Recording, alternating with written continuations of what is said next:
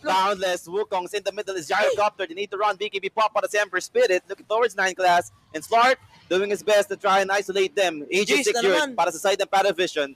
MK jumps in. He got bounce. They got the shootout. They got the Shadow Dance all over. And Remnant out for the Ember. Out Limer. na muna to para sa side ng Team Spirit. Living Ru alone. Horn toss, Oy, oy, oy, Skewer. oy. Enigma found into the RP. No Nice blast. hesitation na, pero EE Blast founds too. Where's the follow-up? MK waiting for the Boundless target. Good shockwave. Pero Boundless will hit. Gyrocopter protected by the Macro Fire. Manta. Okay, mabubuhay pa rin naman yung Gyrocopter. And mukhang Wait, NC, hang on! Nature's Prophet, BKB. good BKB. He'll dodge the Skewer. Buti yung mahabot yung BKB niya. Pero pabalik. Abutan Wala ba? na. Okay. Ay, naabutan ni Ru. Ru with a bounce. Wala rin pang Sanders in 9 class, low HP. Naku, walang damage.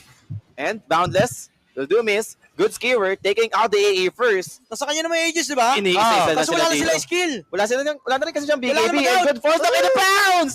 Interrupt the teleportation. He managed to take out through, but he'll fall. Aegis use para dito sa Nature's Prophet. Good high spot. Setting things up. That's Aray! Nature's Prophet in trouble. Got bursted down by Radon. Blast connects on 2 heroes, but they don't have Thunder? damage anymore. Good Sander play.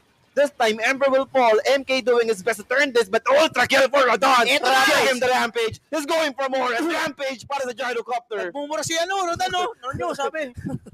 Ay! First na pabor! Tiga na. Butik na naman yung kasi Black Hole doon nung sa wala. Tamang force up kasi talaga, ayaw na lang mag-dagger talaga.